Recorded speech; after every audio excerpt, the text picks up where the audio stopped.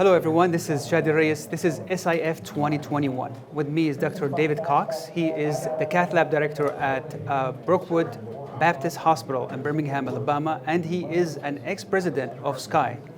Dr. Cox, welcome to the show. Shadi. So we just had a talk today about complete revasc in the setting of STEMI. What's your approach and how COVID changed your algorithm? So the complete trial talked about STEMI without shock. Yes. And that trial basically said, went bad after PRAMI and after culprit. We were all confused. But the complete trial said you should do complete revascularization. What it didn't answer is when. Exactly. So do you want to do it at the same time? Do you want to do it the next day? Do you want to do it 2 weeks from now? Our practice was generally to do it before the patient was discharged. Partly because we were a little bit worried, is the patient truly going to come back and get the benefit? Or it just seemed doing everything all at once perhaps would be too much in terms of dye load. Yeah. So I think what we tried to do with COVID was to say, if you got a simple lesion, do your second lesion at the same time. Right. Or before the patient goes home. If you got a complex STEMI, then maybe you don't do it at the same time, but you do it before the patient goes And there's home. multiple factorials. There's creatinine, contrast limit, shock, no shock. Yeah. I mean, let's face it, most of the time we don't know the creatinine when we're doing these patients Exactly. with acute MI. Right. Even the transfer MIs, Yes. they call it in an hour after you finish your case. That's right. And so, I think COVID didn't really change that part perhaps, but I think if you were doing in your practice, going home and bringing them back in 3 days, I think it's important to understand that the complete trial didn't do what a lot of us did, which is go home, see if you had any angina, let's do a submax exercise test, and then only intervene on those people.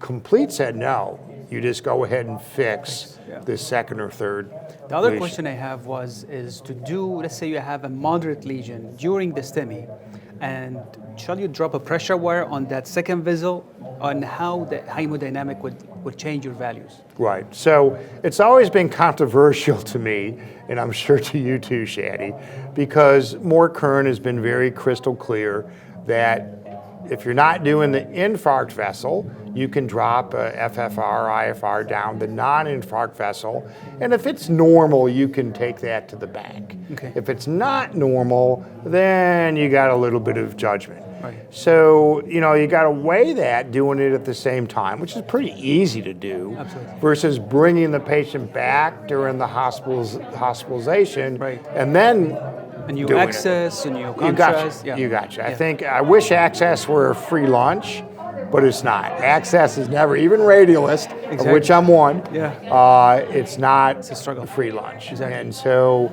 I think we've all gotten FFR and IFR in our labs pretty routinely now. Right. 5 years ago, it still wasn't there. Right. It's pretty quick to tell your tech, let's go ahead and set up and do it. So I think it makes sense to do the IFR or FFR. Exactly. If it's normal, take it to the bank.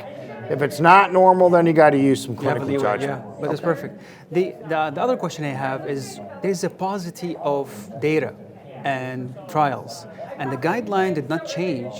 So as a treating physician, am I doing the right thing? And if I don't, I'm giving the patient harm. And if I do and something goes wrong, they might come back to me and say the guidelines say don't do it. Right, that's a great point. And I serve on our QA committee, and I have always been troubled by the fact that some people in QA committees feel that you have to practice by the guidelines. And I'll say two things. The guidelines are guidelines. They're not written in stone.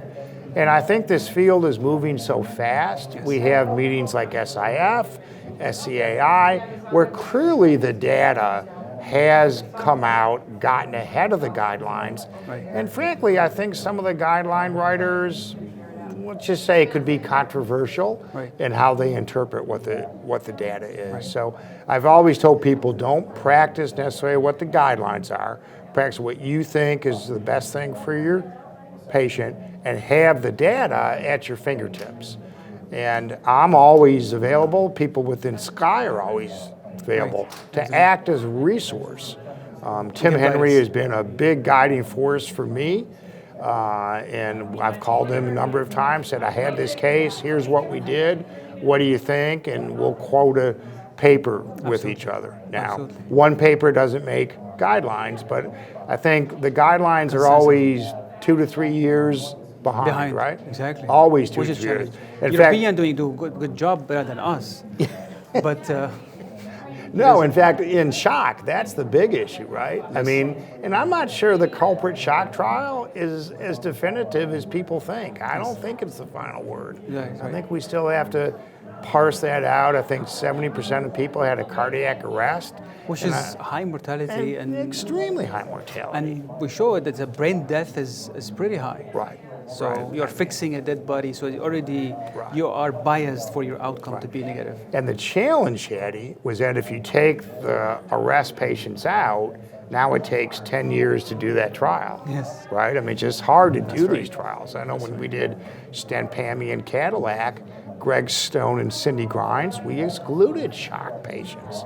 So, you know, I think it's really amazing how the field has come, but we still have so many unanswered questions. So it's still a gray zone. Still a gray zone. But I think we are in the lighter shade of gray. Lighter shade of gray. We're emerging from the darkness a little bit. Coming out. Dr. Cox, thank you so much for your time. All right, Shaddy. It was Take nice care. talking to you. Thank you, everyone, for watching. This is Alraies from SIF 2021. Watch this video and others on SIF YouTube channel. Thank you. Thanks, Dr. Cox.